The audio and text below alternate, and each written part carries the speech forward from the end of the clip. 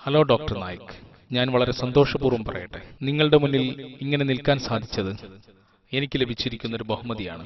ഞാൻ പീസ് ടിവിയിൽ നിങ്ങളുടെ പ്രോഗ്രാമുകൾ ധാരാളം കാണാറുണ്ട്. താങ്കൾ ഒരു മഹാപ്രതിഭയാണെന്ന് ഞാൻ മനസ്സിലാക്കുന്നു.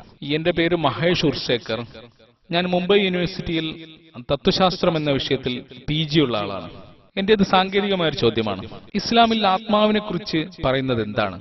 ഇന്ത്യൻ തത്വശാസ്ത്രങ്ങളിൽ ആത്മാവിനെയും മനസ്സിനെയും രണ്ടായിട്ടാണ് കാണുന്നത്. പക്ഷേ പാശ്ചാത്യ തത്വശാസ്ത്രങ്ങളിൽ ആത്മാവും മനസ്സും ഒന്നായിട്ടാണ് കണക്കാക്കപ്പെടുന്നത്. ഇസ്ലാമിൽ ആത്മാവിനെ കുറിച്ച് പറയുന്നത് എന്താണ്?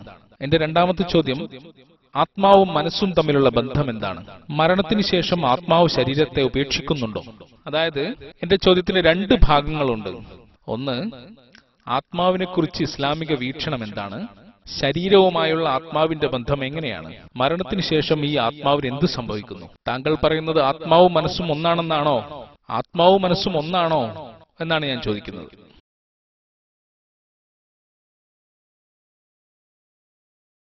സഹോദരൻ മഹേഷിന്റെ ചോദ്യം, ഇസ്ലാമിൽ ആത്മാവിനെക്കുറിച്ച് പറയുന്നത് എന്താണെന്നും ആത്മാവും മനുഷ്യ ശരീരവും തമ്മിലുള്ള ബന്ധമെന്താണെന്നും മരണത്തിനു ശേഷം ആത്മാവിന് എന്ത് സംഭവിക്കുമെന്നുമാണ്. ആത്മാവിനെക്കുറിച്ചുള്ള നിങ്ങളുടെ ചോദ്യത്തെപ്പറ്റി പറയുകയാണെങ്കിൽ, മനുഷ്യ ശരീരത്തിന്റെ സത്തയാണ് ആത്മാവ്. മനുഷ്യനും അള്ളാഹുവിന്റെ മറ്റു സൃഷ്ടികളും തമ്മിലുള്ള പ്രധാന വ്യത്യാസം ആത്മാവാണ്.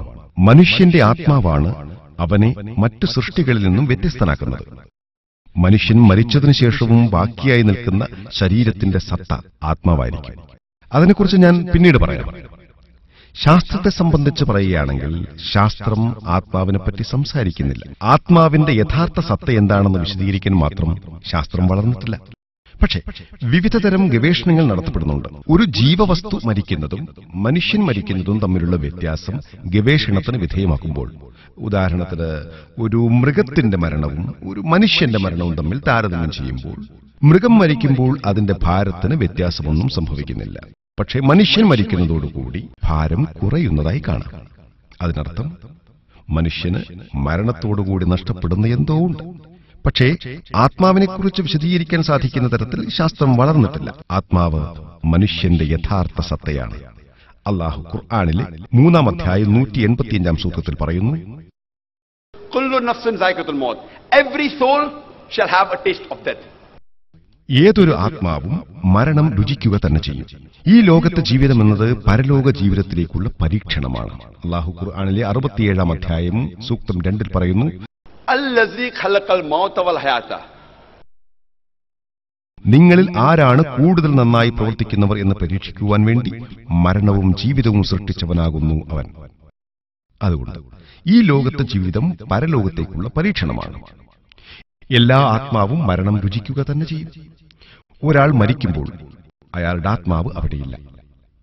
പക്ഷെ വിചാരണ നാളിൽ ഒരാൾ പുനർജീവിപ്പിക്കപ്പെടുമ്പോൾ അയാൾ ചെയ്ത നന്മ തിന്മകളുടെ അടിസ്ഥാനത്തിൽ വിധി തീർപ്പ് നാളിന്റെ ഉടമസ്ഥൻ അല്ലാഹു ആയതുകൊണ്ട് ഈ ലോകത്തെ പരീക്ഷണത്തിൽ നിങ്ങൾ എങ്ങനെയാണ് പ്രവർത്തിച്ചതെന്നതിന്റെ അടിസ്ഥാനത്തിൽ അതിന്റെ ഫലമായി സ്വർഗമോ നരകമോ ലഭിക്കും. അതുകൊണ്ട് ആത്മാവും ശരീരവും തമ്മിലുള്ള ബന്ധമെന്തെന്നാൽ അവ രണ്ടും കൂടി ചേരുമ്പോൾ മാത്രമേ മനുഷ്യനാകുന്നുള്ളൂ. പക്ഷെ പരലോകത്ത് ഒരു പുതിയ ശരീരം ലഭിക്കും. ആത്മാവ് ജീവിക്കും. ഈ ലോകത്തെ പരീക്ഷണത്തിന്റെ അടിസ്ഥാനത്തിൽ സ്വർഗമാണോ നരകമാണോ ലഭിക്കുന്നത് അറിയാൻ സാധിക്കും. ഞാൻ ഉത്തരം പറഞ്ഞു എന്ന് വിശ്വസിക്കുന്നു. ആത്മാവും മനസ്സും ഒന്നാണോ എന്നാണ് ഞാൻ ചോദിക്കുന്നത്. ആത്മാവും മനസ്സും ഒന്നാണോ എന്നാണ് സഹോദരൻ ചോദിച്ചത്. അല്ല, മനസ്സെന്നത് അമൂർത്തമായ ഒന്നാണ്.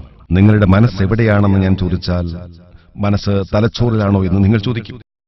അപ്പോൾ മനസ്സ് എന്നത് അമൂർത്തമായൊരു വാക്കാണ്. സ്വന്തം കാര്യം മാത്രം നോക്കുക, മൈൻഡ് യുവർ ഓൺ ബിസിനസ് എന്ന് പറയാറില്ലേ? മനസ്സ് എന്ന് പറയുന്നയുടനെ ജനങ്ങൾ തലച്ചോറിനെ പറ്റി ചിന്തിച്ചു തുടങ്ങും. എന്നാൽ അതിനർത്ഥം തലച്ചോറിലാണ് മനസ്സെന്നല്ല. അത് വ്യത്യസ്തമായ ഒന്നാണ്. മനസ്സ് എന്നത് അമൂർത്തമായ വാക്കാണ്. ശാസ്ത്രീയപരമായിട്ട് മെഡിക്കൽ കോളേജിൽ പഠിച്ച ആളെന്ന നിലയ്ക്ക് മനസ്സിന്റെ സ്ഥാനം എവിടെയാണെന്ന് എനിക്കറിയില്ല. സാധാരണയായി മനസ്സിനെ പറ്റി പറയുമ്പോൾ തലച്ചോറിനെ പറ്റിയാണ് ചിന്തിക്കുക. പക്ഷേ അത് അമൂർത്തമായൊരു വാക്കാണ്. ഞാൻ ഉത്തരം പറഞ്ഞു എന്ന് വിശ്വസിക്കുന്നു.